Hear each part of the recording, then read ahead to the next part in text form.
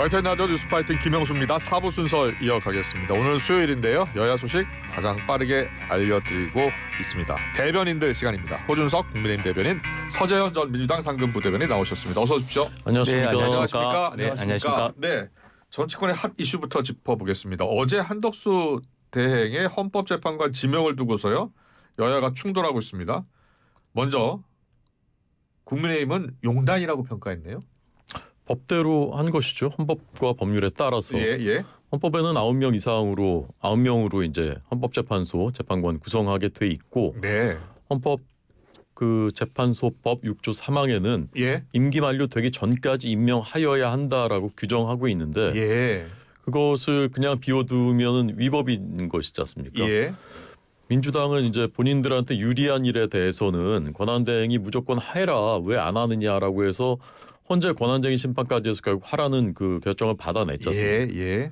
그래서 이제 그 권한대행이 그 권한을 행사하니까 예. 이제 또 자신들한테 불리하다고 생각하니까 예. 그건 위헌이라고 주장을 하는데, 네. 헌법의 어떤 부분 어떤 조항을 어겼는지에 대해서 아무런 근거를 제시하지 못하고 있지 않습니까? 예. 결국 그렇게 해서 마은혁 재판관 같이 극단적으로 이념이 치우친 그 체제 전복을 꿈꿨었던 그런 사람까지 재판관으로 임명하게 되는데, 우리 사회의 건강성과 체제 유지와 균형을 위해서라도 예. 중도 보수에 있는 재판관도 들어가야 예. 사회 균형이 맞춰지는 것이고요. 예. 앞으로 이제 체제를 지켜나가는 데에도 필수적인 그런 역할이고, 예. 저는 매우 잘한 일이다라고 생각합니다.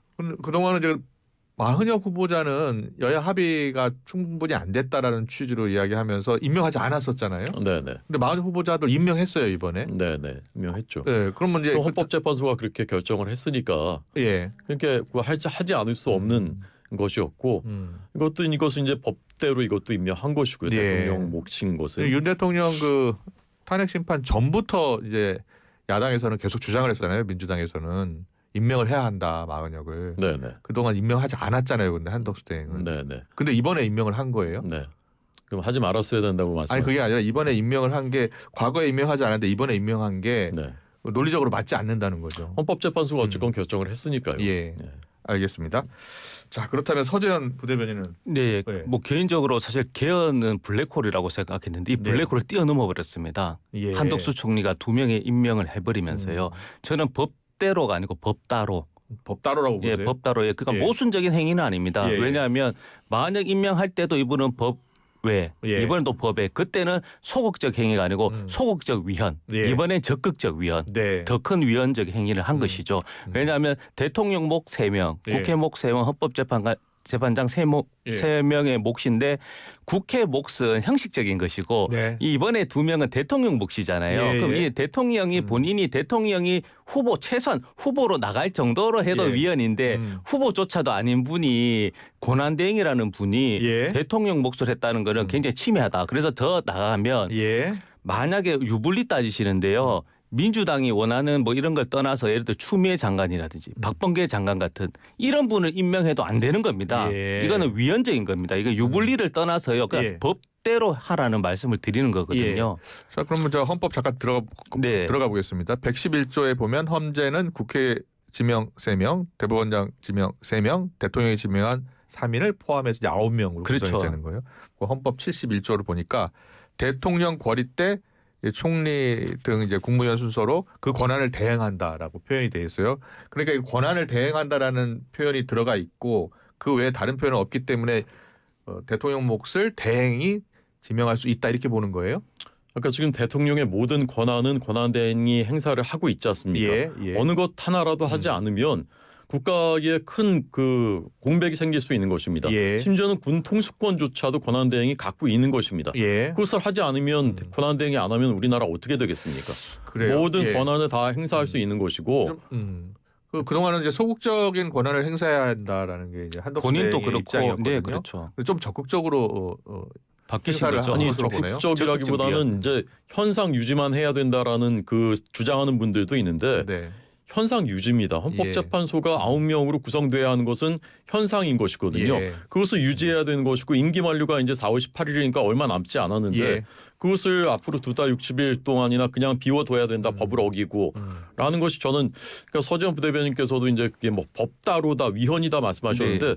어느 헌법의 어느 조항을 어긴 것이며 예. 어느 법의 법과 따로인 건지 좀 설명을 해 주십시오. 그러니까 대통령이 아니기 예, 때문에 예. 대통령 몫이라는 거잖아요. 예, 예. 그리고 그 헌법재판소법도 23조도 보면 7인 이상이 되어야지 이제 평의든 할 수 있기 때문에 네, 네. 6명일 때는 정지 기능에 문제가 있었기 때문에 저희들이 뭐 국회에서 합의한 3명을 빨리 해달라고 했을 때 그때 한덕수 총리는 소극적 행위이기 때문에 예. 나는 대통령이 아니다. 그래서 6명으로 그냥 하려고 하다가 탄핵이 당해버린 것이잖아요. 예. 그러니까 이번 논리로 그대로 따라간다면 실질적으로 만약 재판관만 임명하면 7명이 되는 거지 않습니까? 예. 그러니까 불안정한 체제에서 6월 3일 이후에는 완전체로 가는 과정이기 때문에 예, 예. 만약에 올해 6월 3일이 아니고 뭐 내년 6월 3일이라고 해서 대통령 이제 공백 기간이 긴다면 예. 최소한 협의는 하셔서 이런 문제에 대해서 고민을 하셔야지 본인이 독단적으로 대통령인 것처럼 이렇게 해서는 안 된다는 것이죠. 그동안 이제 마은혁 후보가 네. 임명을 이제 압박했었어요. 민주당에서는요. 이제 압박했죠, 마은혁 당연히. 이제 임명했어요. 네. 이제 그것은 이제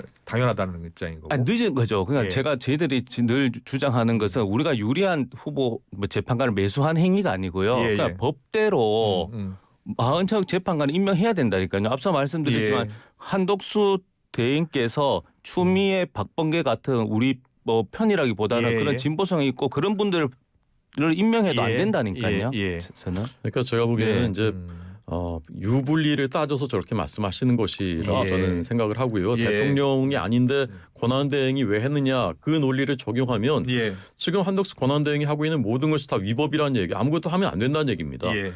더더군다나 대통령이 직무정지 상태가 아니라 지금은 비어있는 거리이지 않습니까? 예. 거리. 예. 다시 돌아올 가능성이 없어졌고 예. 그 기간에는 대통령으로서의 모든 권한을 당연히 행사해야 되는 것이죠. 예. 자, 그러면 이제 그 다음 지명 할 수 있는 권한이 있느냐 이제 공방을 했고요. 그리고 이번에 이제 이완규 법제처장을 이제 지명을 했어요. 그렇죠. 예. 근데 그래서 이완규 법제처장을 지명한 것에 대해서 야당이 강하게 지금 비판하고 있는 거예요. 민주당이요. 그렇죠. 그러니까 두 번째인 거죠. 그러니까 예. 일단은 절차상의 문제, 예. 그 다음에 더 나아가서 인물론적인 문제도 더 크다는 것이죠. 인물론적 문제 어떤 게 있습니까? 그러니까 이제 이완규 이분이 법적인 관점에서는 뭐 완벽할 수도 있다. 그렇지만 정치적으로 그리고 내란 행위에서 자유롭지 않지 않습니까? 공수처에 고발이 돼 있고 예. 12월 3일 이후에 안가에서 뭐 법무부 장관이라든지 민정수석이라든지 안가 회동? 예. 그런 회동의 자체에서 지금 이분이 피의자 참고인 조사가 아니고 약간 지금 내란 행위를 동조했거나 가담했던 혐의를 받고 있기 때문에 예. 이런 부분을 대법관으로 임명한 것 자체가 좀 넌센스인 거죠. 예. 그 이완규 법제처장 네. 임명에 대한 그 야당의 비판은 어떻게 보세요? 민주당의 비판은요? 민주당은 본인들이 반대하는 또는 본인들에게 불리하다고 생각되는 인물에 대해서는 어떤 예. 그 낙인을 찍어버리는 것에 굉장히 능합니다. 이 안가 회동도 그렇습니다. 이게 12월 3일 비상계엄 그 다음 날 12월 4일 하루가 지나서 저녁에 원래 있었던 그 저녁 식사 약속이라는 것입니다. 예. 거기에 뭐 이상민 장관, 그다음 박성재 장관 이런 사람들이 모였던 것인데 예. 그걸 이제 아무런 그 구체적인 근거도 없이 그냥 다 낙인 찍어가지고 고발을 했어요. 네. 고발을 했으니까 할 수 없이 공수처에서는 불러서 한번 조사를 했죠. 예. 예. 그런데 그게 작년 12월입니다. 조사한 것이. 예. 공수처가 그 많은 사람들을 기소하고 다 재판에 넘겼는데 예, 예. 검찰이 이거 지금 아무 그 뒤로 없어요. 그러니까 혐의가 없다는 얘기. 벌써 지금 넉 달이 지났지 않습니까? 예. 그런데도 불구하고 무슨 내란에 공모했다, 동조했다 이렇게 낙인을 찍는 것은 예. 매우 사실과 다른 얘기인 것이고요. 예. 이완규 처장이 무슨 대통령과 오랜 인연이다 이것만 자꾸 이제 부각을 하는데 예. 이 사람은 부당한 것에 대해서는 늘 부당하다고 말했던 그런 사람이 삶의 족적이. 예. 대통령이 검찰총장 될 때는 절차에 맞지 않는다 반대를 했었고 예. 그러다가 추미애 장관이 또 징계하려고 하니까 또 그것은 부당하다고 해서 그 소송을 대리했었던 사람이고 예. 또 윤 대통령의 비상계엄에 대해서는 대통령이란 사람이 국무회의에서 상의도 하지 않고 그렇게 하느냐라고도 비판을 했었고 탄핵에 대해서도 반대하는 입장을 한 번도 밝히지 않았었던 인물입니다. 그냥 예. 옳은 건 옳다 아닌 건 아니다 말하는 인물이에요. 대학교 때는 또 5.18 알리는 예. 벽보 붙이고 유인무 돌리다가 아. 구속 수감돼가지고 5.18 민주화 운동 유공자로 예. 판정받았다고 하지 않습니까? 2008년에. 예. 근데 그냥 무조건 그렇게 반대만 하지 마시고 낙인만 찍지 마시고 예. 본인들과 생각이 다른 사람들도 예. 헌법재판관으로 들어갈 수 있도록 그런 그 정신이 필요하다고 저는 생각합니다. 예. 제가 말씀드렸잖아요. 그러니까 추미애 법무부 장관도 예. 박범계 장관도 안 된다니까요. 예. 그러니까 예. 인물론에 대해서 낙인 찍는 건 잘못했다. 예. 그러나 말씀드린 그 절차 본질은 절차 임명권이 없는 사람이 임명한 것이 더 큰 문제다라는 걸 좀 더 강조하고 싶습니다. 예. 근데 이제 뭐 네. 한 대행 측은 지금 법률적인 검토를 다 마쳤다고 하거든요. 그런데 지금 민주당 가처분 신청을 해서 일단 그렇죠. 중단시킨다는 거 네. 아니에요. 그리고 탄핵도 추진하는 겁니까? 어떻게 되는 거예요? 뭐 한민수 대변인 앞서 발송에서 언급하셨듯이 예. 제가 탄핵의 탄자도 얘기 안 하신 것 같아요. 예, 지금 그래요? 굉장히 잘한 거다. 왜냐하면 이제 예. 법적인 절차로 이야기해서 계속적으로 단계적으로 나가야 되는 것이지 이제는 조금 뭐 그렇지만 지금은 비정상적인 상황이 저는 계속된다 보고 있는 상황에서 더 국민을 불안하게 해서는 안 된다. 그러면 예. 최소한의 법적인 조항이라든지 그 더 꼼꼼하게 봐서 단계적인 절차가 지금 필요한 시기라고 봅니다. 민주당에서는 어떻게 보세요? 한덕수 대행 차출론 지금 나오잖아요. 네, 그렇죠. 제가 사실 4월 4일 날 탄핵이 결정되고 저녁 특보 방송을 하는데 네. 느닷없이 모 국회의원께서 막 저희 한덕수 네. 총리를 대통령 후보로 막 이렇게 좀 이렇게 추대하자는 분위기가 있다라는 뉴스가 나와서 실질적으로 왜 그럴지 고민을 했었는데 이런 것들이 정말 윤 대통령 측의 입장에서는 정말 20년 후배 한동훈에게도 어떻게 보면 본인 입장에서는 배신당했다는 건데 유일하게 배신 안 하신 분이 한덕수 예스맨이잖아요. 예. 그래서 그런가 싶기도 하고 이런 행위를 봤을 때는 오해의 소지가 충분하다는 것이죠. 대선에 디귿자도 꺼내지 말라고 했다고 하더라고요. 그러니까 이제 본인은 디귿자인데 네. 윤심은 이제 낙인을 찍는다보다는 낙점할 수도 있겠구나. 왜냐하면 예스맨이시니까 예. 지금 하는 것도 보면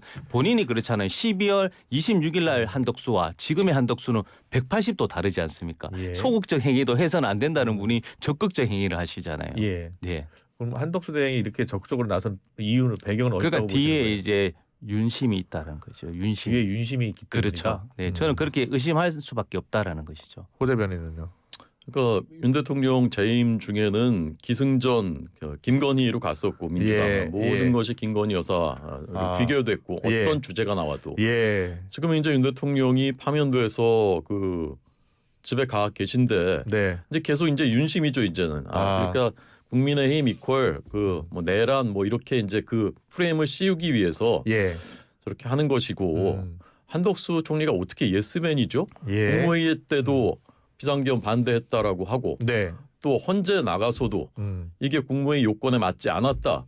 윤 대통령에게 상당히 불리한 진술을 했습니다. 예. 근데 뭐 어떤 근거를 가지고 한덕수가 예스맨이다라고 주장하시는 건지 뭐 아무 근거가 없잖아요. 윤심 후보라는 게 후보도 아니고 지금 무슨 뭐 나오겠다고 하지도 않았고. 예. 예스 근거가 있죠. 12월 3일에 국무회의를 네. 열어야지 계엄이 정통성이 있다, 합법적이라고 하신 것이지 반대했다라고 한 거는 본인이 재판이라든지 예. 헌재에 나가서 이제 본인을 위한 변명인 것이잖아요. 그 정상적인 국무총리는 그 당시에는 바지가랑이를 잡는 것이 아니고 예. 언론이라든지 지인들 해서 그 막았어야죠. 그 피해를 최소화시켜야 되는 것이죠. 예. 그 암묵적으로 동의하고 대통령께서 비상계엄 하기 전에 국무회의 정도는 열어야 된다는 거는 그렇게 국무총리의 자격이 아니고 그런 게 예스맨이죠. 국무회의 정도는 열어야 된다 정도만 이야기했나요? 그렇죠. 그렇게 해서 오후에 하려고 하는 거를 시간을 한 두세 시간 연기해 버렸지 않습니까? 예. 국무회의 그래서 11명이 의결 종족수가 채워지고 이제 됐지 하면서 비상계엄 선포했죠. 네. 아니 그 무슨 주제가 뭐 의제가 뭔지도 모르고 예, 국무회의에 예, 참석을 예, 했죠. 예. 언제 그 두세 시간을 뭐 국무회의라도 열어도 헌재에 가서 처음 그 들은 당시 얘기입니다. 상황을 이야기했었죠. 그렇죠. 예. 한덕수 총리는 미리 이제 언지를 받고 이래서는 안 됩니다. 국무회의를 열어야 됩니다. 하셨죠. 저 주장은 지금 처음 듣는 주장입니다. 예. 알겠습니다. 그 헌재에서 분명히 한 워딩은 있었어요. 네. 예. 그 워딩 가운데 하나는 이제 본인의 충분한 요건을 갖추지 않았다라는 그렇죠. 부분을 이야기했어요. 예, 알겠습니다.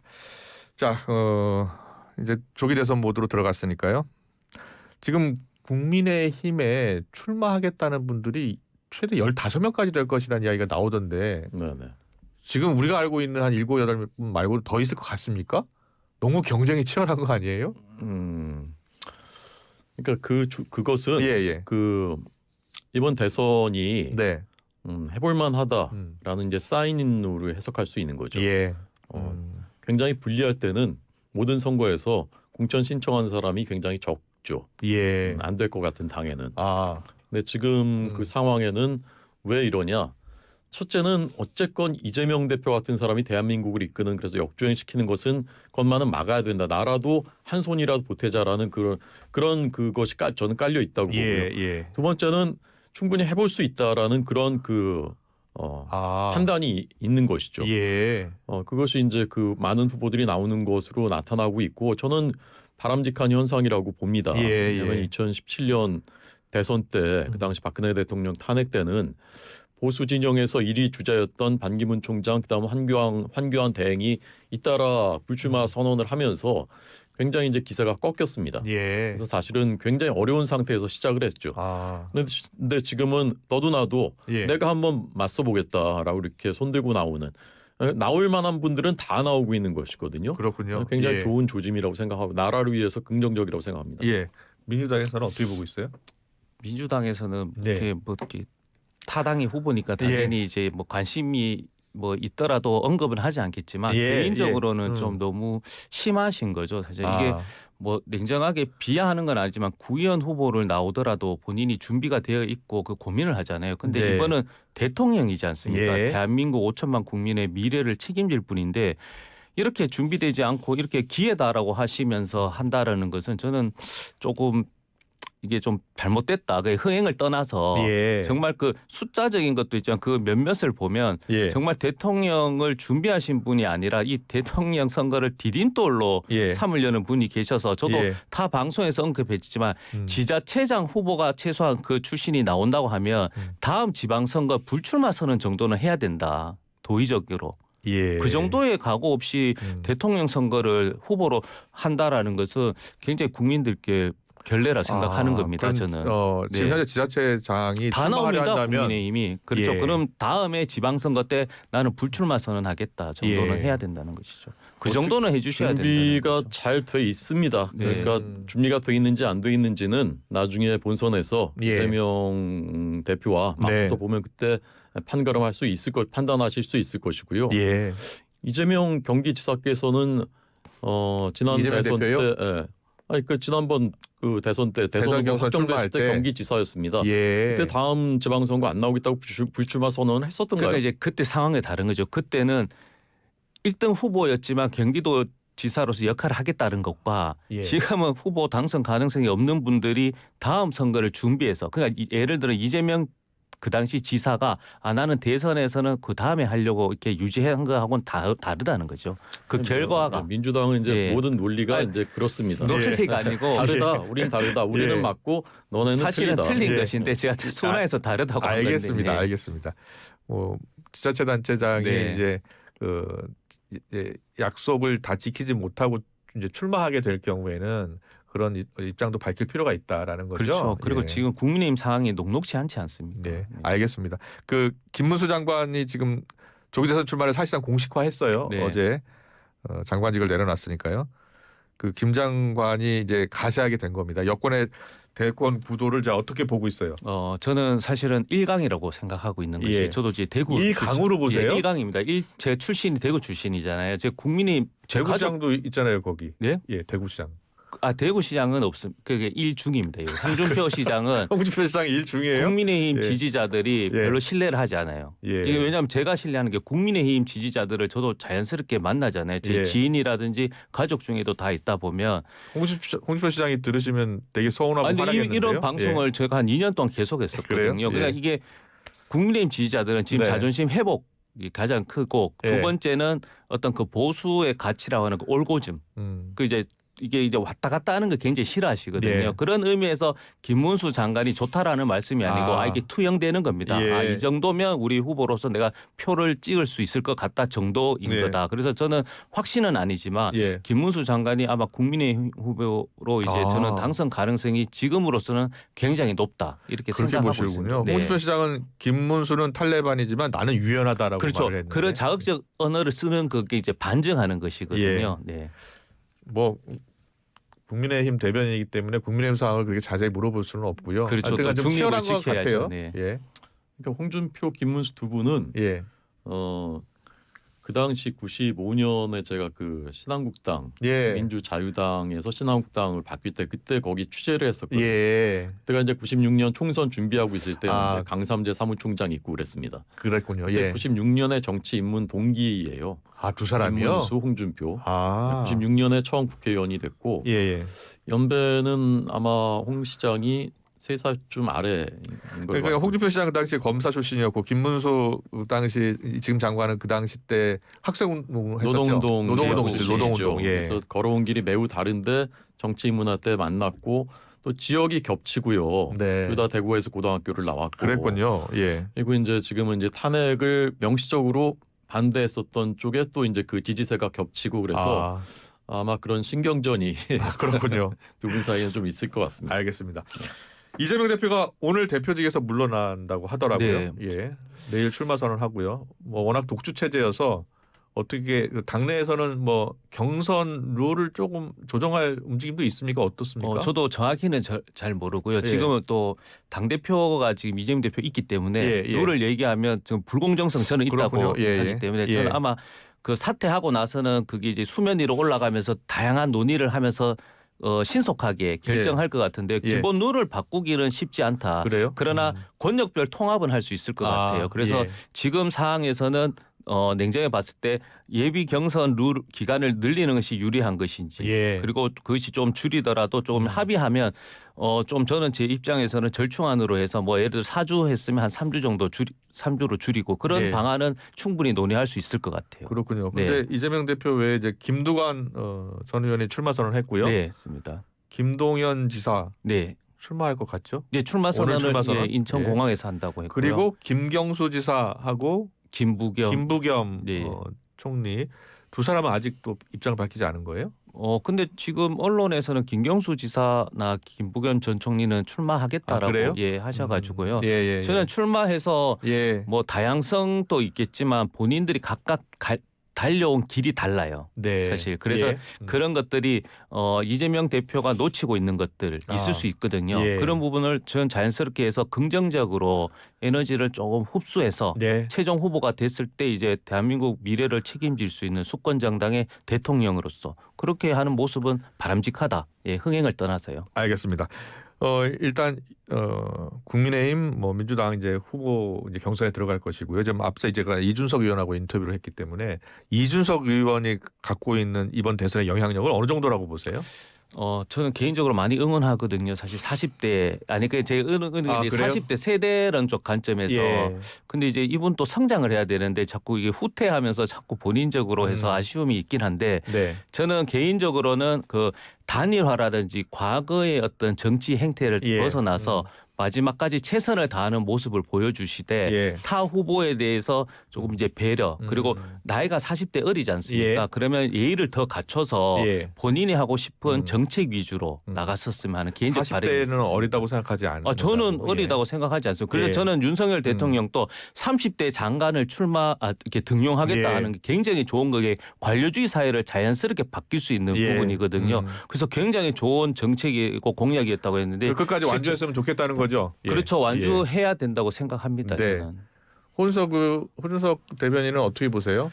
저와 이름이 같은 이준석 그렇네요. 전 네. 대표는 어쨌건 굉장히 역동성이 있는 정치인으로 예, 분명해요. 예, 그리고 예. 이슈를 만들어낼 줄 알죠. 예. 그래서 저는 꽤나 유의미한 어떤 영향력이 있을 것이다 이번 대선에. 그래요. 그리고 예. 결국은 반 이재명으로 예. 같은 대열에 서게 될 것이다. 예. 저는 그렇게 봅니다. 본인은 뭐 오늘 우리 뉴스파이팅과 인터뷰에서 완주할 것이다라고 입장을 밝히긴 했거든요. 누구나 완주한다고 하죠. 처음 시작할 때 저 완주 안 합니다 하고 뛰는 사람이 그래요? 어디 있겠습니까? 알겠습니다. 시간이 한 3분 정도 남아서요. 우원식 국회의장이 이 대선 때 개헌도 동시에 투표하자는 제안을 했잖아요. 그런데 이제 발표할 때 여야 지도부도 공감을 하고 있다라면서 이번에 적기다라고 해서 발표를 한 거거든요. 그게 저는 개인적으로 커뮤니케이션에 좀 오류가 있었던 것 같아요. 그렇게 개헌에 보시군요. 대해서 동의는 예. 하고 맞다 이번에도 개헌에 적기 맞습니다 하는데 이제 양당의 대표 같은 경우는 후보가 결정이 돼서 후보가 해서 약속을 받아서 최소한 내년 지방선거 때는 이게 구체적인 협상이 결과가 도출될 것이다 판단한 것이고 예. 우원식 의장 입장에서는 개헌에 적기고 이런 서로 커뮤니케이션이 있기 때문에 어떤 냉정히 봤을 때 권력 공백기 이 시기에 해서 뭐 바로 대선 때 60일 대 하는 것이 어떻겠냐. 의견을 낸 것인데 저는 결론적으로는 시기적으로 너무 힘들지 않습니까? 그리고 개헌에 대한 내용조차도 사실은 중대 선거구제 뭐 선거구제 하나 한다고 하더라도 국회의원들이 진짜 2년 동안 매번 만나도 답이 안 나왔었거든요. 근데 하물며 법을 고친다는 개헌을 한 10일, 20일 논의하고 바로 국민들 투표할 수 있는 공고를 한다는 것은 불가능하다는 것이죠. 대선이 끝나고 네. 나서는 가능할까요? 네, 가능합니다. 왜냐하면 개헌 특위라든지 있는 것이고요.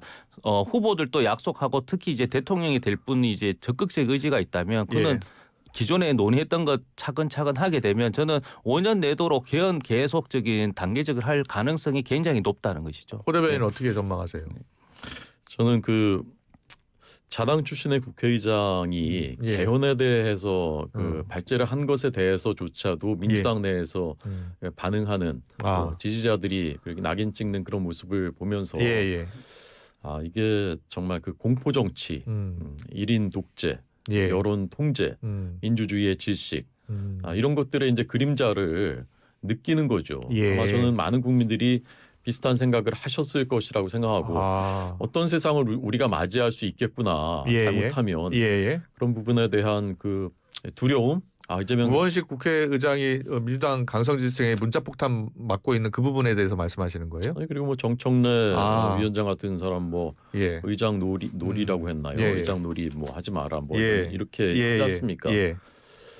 개헌을 이재명 대표께서 과거에 공언을 했었던 것을 지금은 안 하겠다고 하는데 예. 선거 끝난 다음에 하겠다? 예. 그 말을 누가 믿겠습니까? 이재명 대표께서는 52시간 문제, 예. 뭐 기본소득, 뭐 추경 예. 모든 것을 일주일 열흘만 지나면 말이 바뀌고 또 좀 있으면 바뀌고 하는 그런 다 목격했는데 예. 개헌 지금 못하고 나중에 할게요.